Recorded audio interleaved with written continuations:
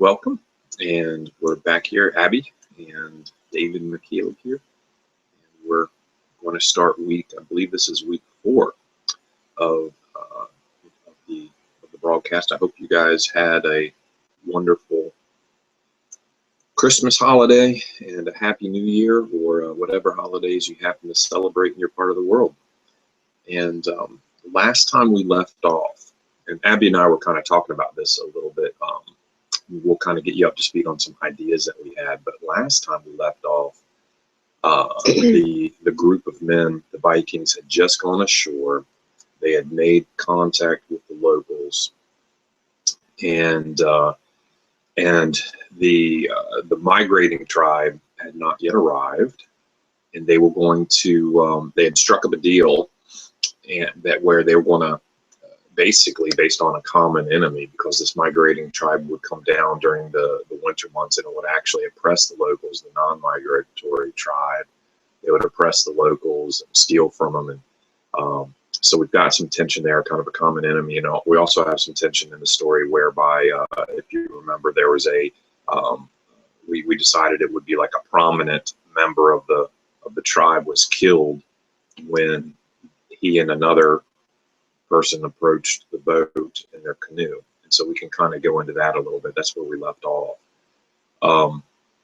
But one of the things that Abby and I were talking about that I think would be good as far as just a future guidance, that would be kind of cool. We don't have to, we can still see where the story takes us. We don't necessarily have to move in this direction.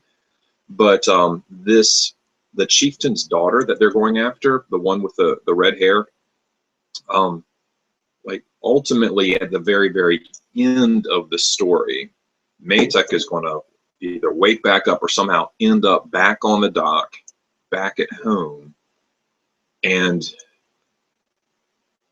he's going to actually see his sister. He's going to run into his sister, who was dead before, okay? So somehow he's going to go through this story with these Vikings. They are going to be successful. Otherwise, it'd be a tragedy.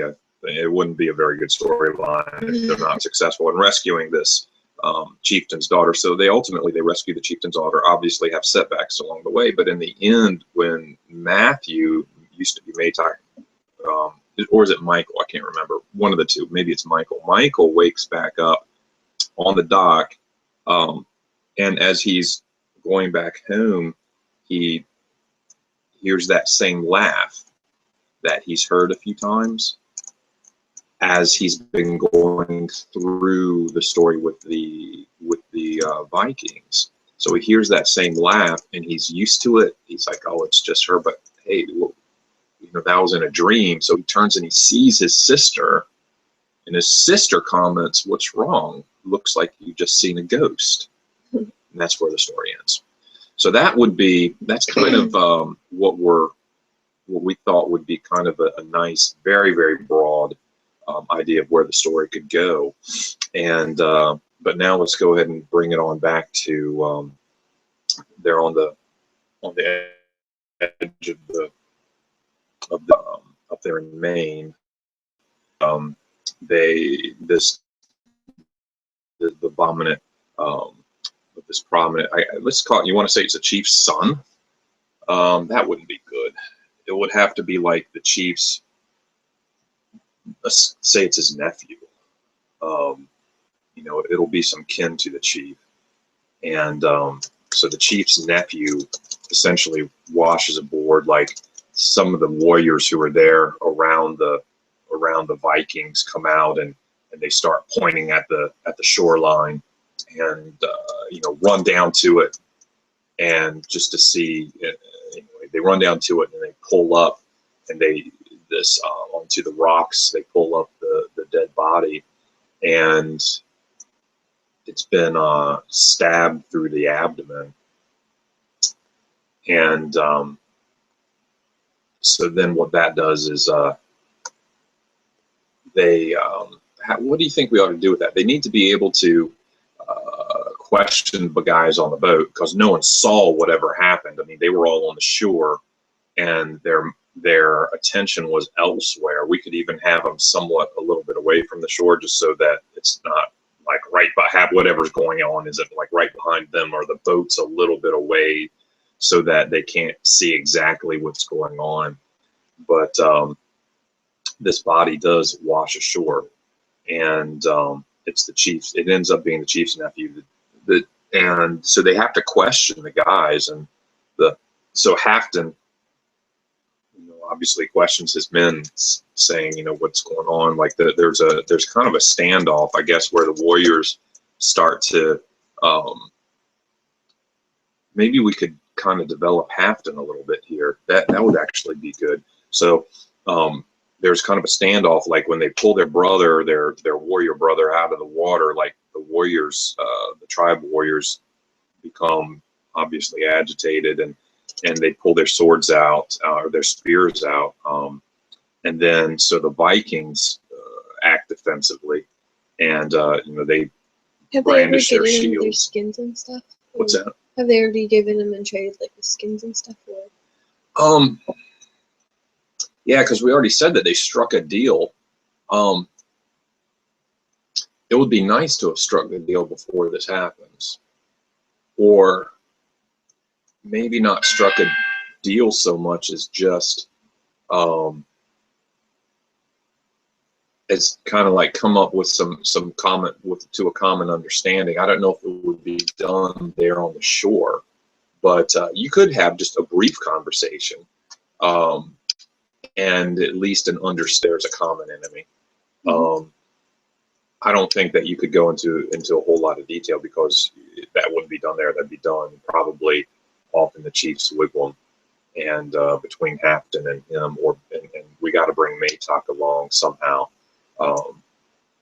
Let's say Maytok is actually in charge of this slave. That might be nice. Maytok's in charge of the translator slave, and taking him where he needs to go, and making sure he doesn't run off and things like that. So I think that would be valuable, and that's a way that we can keep Maytok, since we want it largely in his point of view.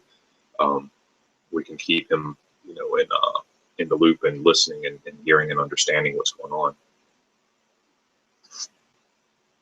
I don't know what time you guys are watching it, but it's Saturday morning, so I'm drinking coffee. So then, where was I?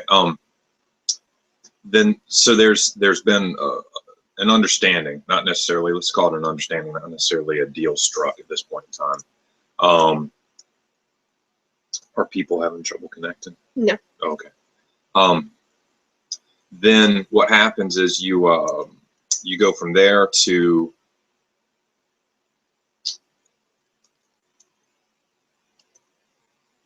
the Vikings brandishing their weapons. They pull up their shields.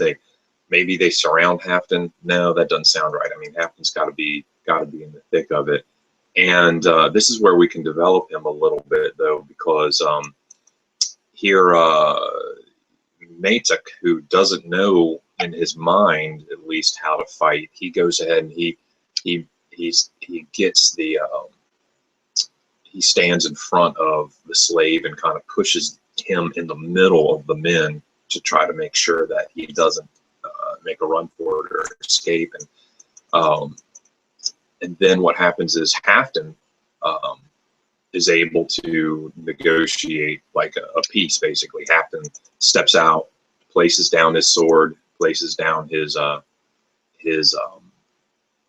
shield, and he grabs the translator, and says, "Listen, if any of our men were at fault, then you will have your revenge. You'll have them. But if they were not at fault, then like, in other words, we need to develop him as more than just a thick-skulled slave driving boat owner, or that he's got some leadership abilities." You taking notes? Mm-hmm. Okay. So then what happens?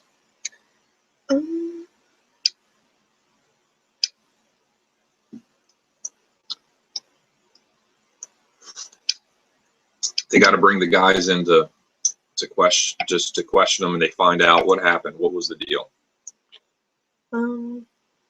Maybe they tried stealing something. I'd say that there would be maybe some sort of misunderstanding. The one Indian that was alive says, "Hey, listen, we were just we need to give him a name." What are you doing? You're No. distracting me, and you're not contributing. Sorry, here. but I thought somebody needed help, but they don't. Okay, so are you with us? Mm-hmm. Okay. If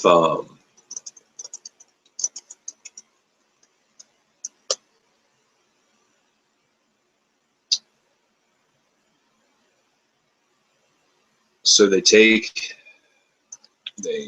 other Indian comes ashore and they question him, and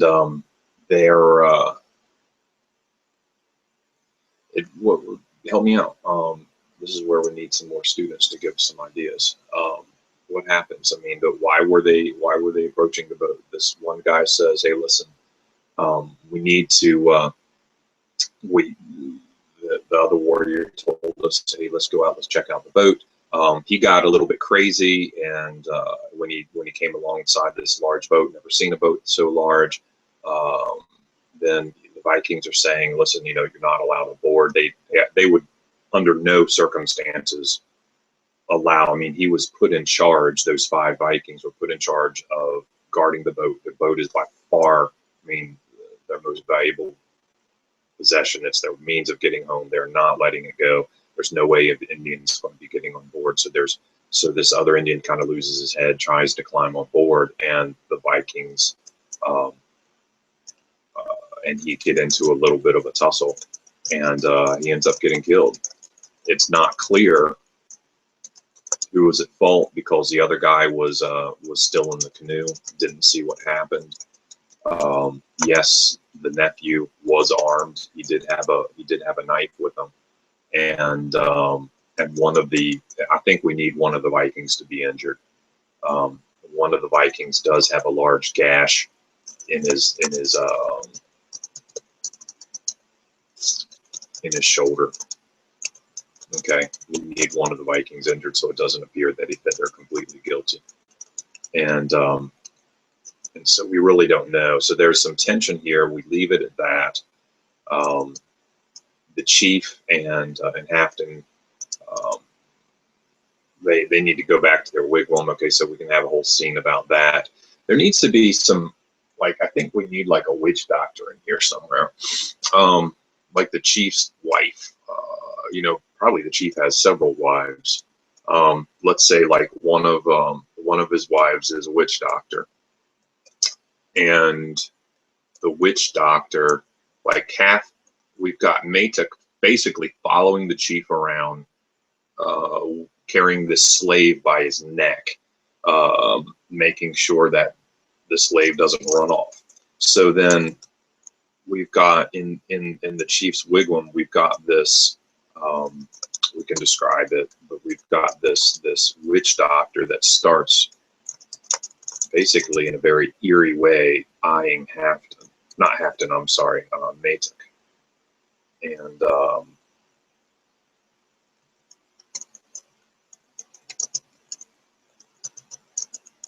she whispers a few things to the chief, who looks at Matuk. And we need to make something of that. Mm-hmm. That's good. Maybe she senses that his mother was a witch doctor person too. Mm-hmm. So for those of you who didn't hear it, Abby was saying maybe because Matuk's, if you read through the plot summary, Matuk's mother was a witch doctor, and as well, or I don't know what the Vikings would call a witch doctor, but a spiritist, and not less doctor, more spiritist, and kind of like a priestess, let's say. And Christianity had not yet. When you read through the history of the Nordsmen, eventually they become Christianized, Now, Christianity, let's say, had not either reached these guys yet. I believe that can be, I think we could swing that historically. Um, and so his mother was actually a spiritist. And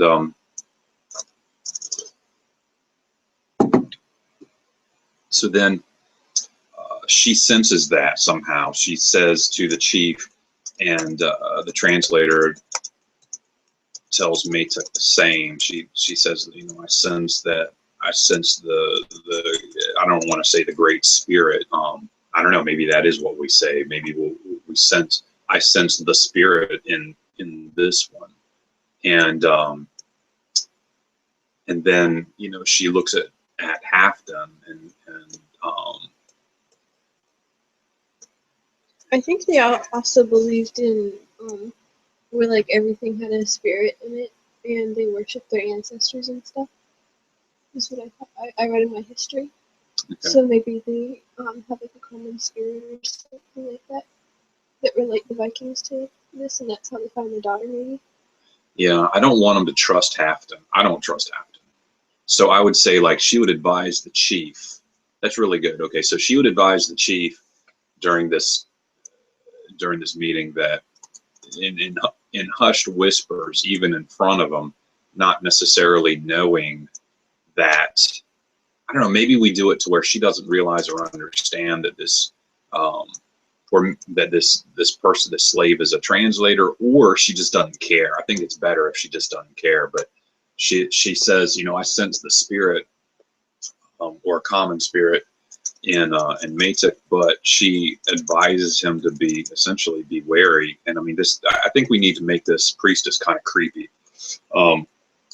But nonetheless, the chief is going to heed her advice, because it's ended up very good in the past. So anyway, but in this other one, Halfdan, I think she needs to sense the devil, to where she's like, you know, essentially she'll call it evil, the devil, whatever we want, whatever is appropriate. But I sense, I don't know if they had a belief of the devil, but I would say they understood evil or darkness, maybe.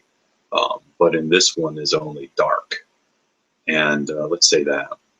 So, negotiate a deal. What's the deal? We already talked about it the last time. They're going to trade, and as a result, they're going to also lead them to this new, to this empty.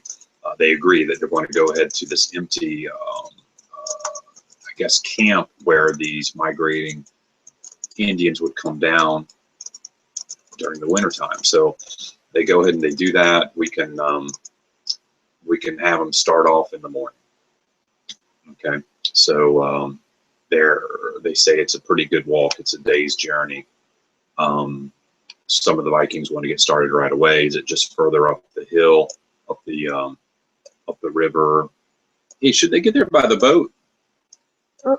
I guess they could, except for they'd have to make the trips. Yeah, but well, unless they wanted to commute with them. Or maybe they're going to meet maybe it's just a little further up, because I mean they don't have two different Indian settlements really close to each other though, so it generally isn't good. No, they're not going to be close, but it's going to be a good journey. And maybe like it's a couple-day journey by boat. Well, you've got two tides, and they do have a sail, so I mean they could, depending on the river, on an incoming tide with a favorable wind, they could make a lot of headway. And maybe the Indians go ahead of them, because I guess the reason I'm saying this is they need to be essentially on the Indians or on a river. Granted, it's kind of a tidal river right here, but I mean I think the other settlement should also be essentially on the same river, but I would say 5-10 miles away. I would say that they probably won't be using their sail if they're kind of in the woods, because you know that they were in that area in Maine, in the woods, and they probably won't use a sail. Well, if it speeds them up, they would. But it might get caught in the trees. Oh, I'm thinking of a much larger. That's a good point. I'm thinking of a much larger creek. Like I'm talking about 100 yards wide.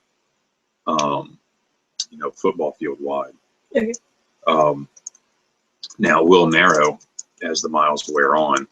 But I'm thinking it wouldn't be completely uncommon to have a separate tribe 10 miles up the, if this is a major artery, a major waterway, it wouldn't be completely uncommon to have them 10 miles away. Mm-hmm. So let's do that. The Vikings are definitely going to go by boat. If, like, in other words, they could go by land, that's not a problem, but they could go by land, but the only issue with that is then you're going inland, and I don't know if these Indians are going to live inland. I mean, they're going to live around, what can you eat in the winter? You can eat nuts. And maybe it is inland, because I know that oysters, true. And so, but I don't know, I think the oysters are going to be closer to the mouth. I don't know if they're going to be there. So like a lot of the times, I mean, yes, they would hunt. So the game would be, you know, near water, and also inland. Depending on the game, I mean, if it's elk or moose, that's going to be all over the place. You're going to have certain groves of trees, which are, like, I've heard, like chestnuts. There were certain Indians that's what they subsisted on in the wintertime, was they would go, and there would be huge chestnut groves, and they would basically subsist off them. And then you've got the game as well, where they're migratory. They're going to be living off they're not going to be planting crops or anything. They're going to be living off the land. So it'd be nice, I guess, in my heart, I'm sitting here going, it'd be nice if they moved inland. Why? Because it gets the Vikings away from their boat. Nervous about a way of getting home. They're going to have to leave a few folks to guard it, and so it's going to be a smaller party, a smaller raiding party going in to inland. So let's scrap what I said. Let's go ahead and let's move it inland. And they say, so the chief says, hey, listen, they're going to, they come to this this camp. It's 10 miles inland. We'll start in the morning. We normally, our scouts have not reported that they've arrived yet. We always watch the area. And sometimes they come by here first, but usually they go to that camp and they get settled in, and then it basically they don't enjoy the winter times, because they're always brushing up against them in the wintertime. Usually one or two warriors end up dead one way or another, whether it be squabbling over hunting or something. And so we can describe the walk there, the trek there, the night at the what of note happens that, like, at night. Do we need to make a scene about that, or we've got like a very broad plot here where they're going to go to this place and it's going to be empty. They're going to go to this camp, it's going to be empty, and they're going to wait in ambush for them. There's a lot of opportunity to make all types of plot along the way to develop the characters. So let's do that. Let's talk about character development. So this witch doctor is of the chief. This wife of the chief is there, and she senses darkness in Halfton. So let's talk about Halfton for a little bit. I mean, he's negotiated, at least been able to negotiate some sort of pseudo peace and agreement. So he's got some leadership abilities and some leadership qualities. Do we want him to stick around, or do we want him to get him injured, or and someone else have to kind of take the lead? I think he has to stay in there for a little bit before we kill him off or something like that, because then it would be kind of hard to get the story to go somewhere, I think. Yeah. Okay. So we'll keep him around for now, but we need to continue to develop him into essentially a good leader. But he's got a dark side to him and maybe we don't see it. Maybe it's something that comes out and surprises the reader a little bit later on. Maybe he has aspirations of being the chieftain, and should we have the chieftain's son along? If the chieftain's son was along, now if he was like a 13-year-old or something like this, like, I don't know if the chief, well, I mean, Vikings were a little different. If he was like a 14-year-old, he could be along under the protection of Halfton. And I guess what I'm saying is maybe Halfton has some hidden desires for being the next chieftain. And the Indians? No, chieftain. When I say chieftain, I mean of the Vikings. Okay, no, I appreciate you clarifying that. And so maybe he could have some hidden desires. So maybe that's where what we need to do right now is kind of talk about how we're going to develop the character. So I say we do that with Halfton.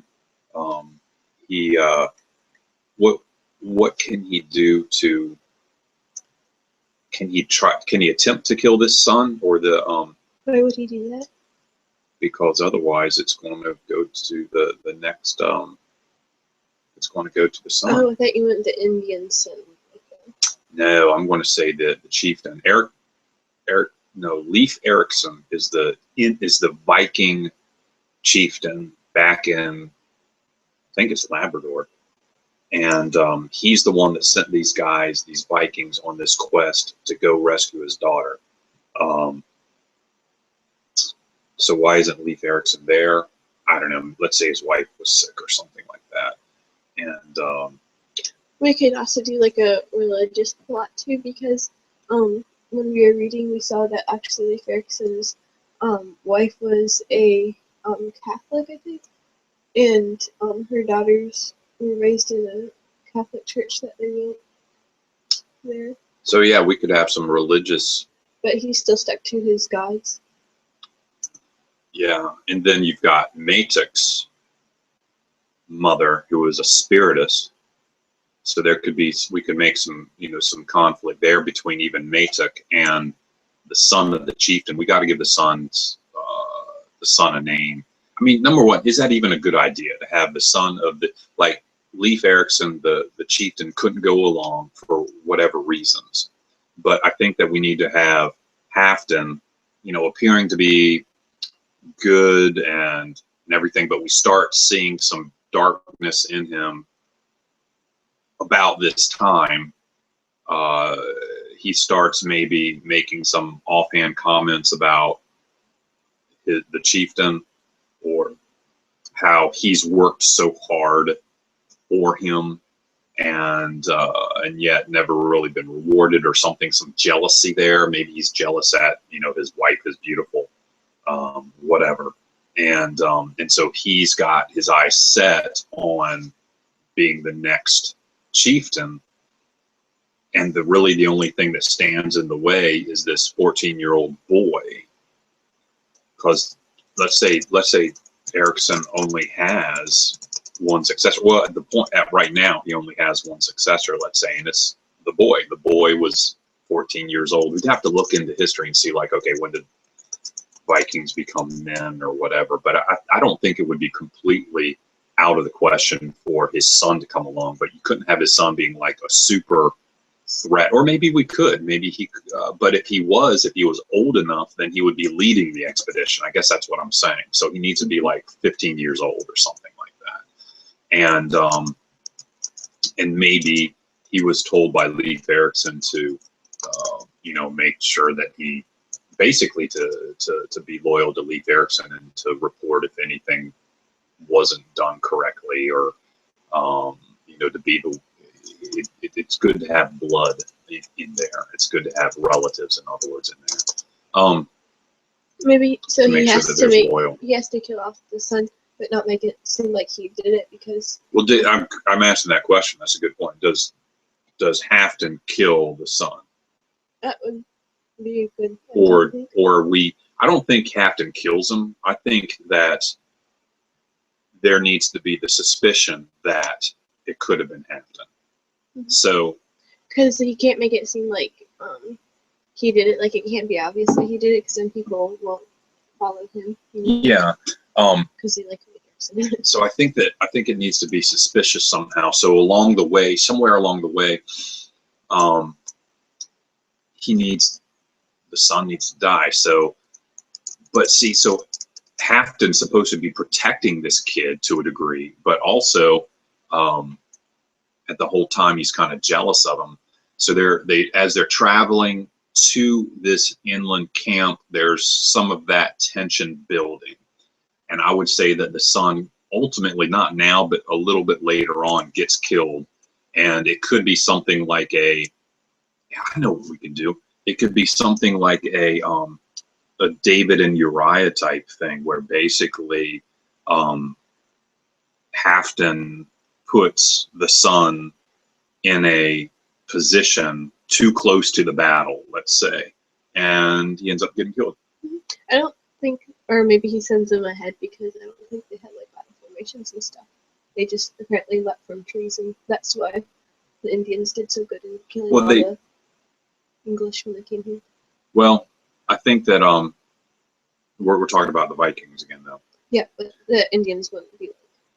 Yeah, no. I understand what you're saying. There's not a formation, but like in other words, I think what you said was good. Like in other words, he sends them ahead, or maybe he puts them on a scout party, and then some of the Vikings say, well, he's a little bit young. He might get himself killed, because scout parties are dangerous, because that's when you run into things and you turn around and hightail it back to be able to report. And maybe he ends up getting killed on one of these scout parties, and something like that. So let's stop that there. I'm looking at the time. We've been talking about 40 minutes, and we haven't gotten a whole lot of detail, but I feel like we've at least developed Halfton, or we've got the road on how to develop Halfton. I think where we're lacking right now is Matic, and Matic needs, and so let's hold that thought. I want to wrap it up because I don't want to make these sessions so long, but I say next time let's talk about developing Matic, and specifically he needs to be hearing like his sister periodically. His sister needs to be guiding him a little bit. Exactly. Guiding him, whispering in his sleep, giving him dreams at night, visions even during the day. Maybe that's something that happens. Maybe there's a time when this witch doctor gets Matic by himself, and maybe they're passing around. Maybe at night they're passing around, and I'm going to into next week's session already. But they're at the chief's chief's wigwam. They haven't gone toward this new camp yet. I'm sorry, not new camp, toward the enemy camp yet. So they're at the chief's wigwam. They're enjoying a meal. They're passing around a bowl of something in a show of peace. And she gives it to Matic, and Matic starts hallucinating. Okay, and he sees things, and so I think that in those hallucinations he sees his sister. Things like that. That where it kind of brings the sister in and also develops Matic. But how do we develop Matic? We know where he was at. He was somewhat socially reserved, and now we want to develop him into much more of an outgoing, self-confident man. He's got the body for it already, because he's learning his skills and learning what his body can do. His body's much leaner, stronger, more used to the cold, used to the harshness of the environment. And now we need to develop him mentally, I think, in that way. One of the guidances of the that we received is, okay, there can't be any romance. And so, yeah, I say we steer clear of that. If someone were to write the story, which, who knows, one of these days maybe I will, or one of you guys will, then that's definitely something that we could potentially throw in there. But for now, we're just going to steer completely clear of that. And I guess that's it. We'll see you guys next time. Thank you so much for joining us. And look in First Class for the link for the next video session, and join us, please. And if you guys are able to, because I know you guys might be watching these afterwards, but we could really use your help during these sessions to be able to come up with ideas. The more people we get, the better. Thank you so much.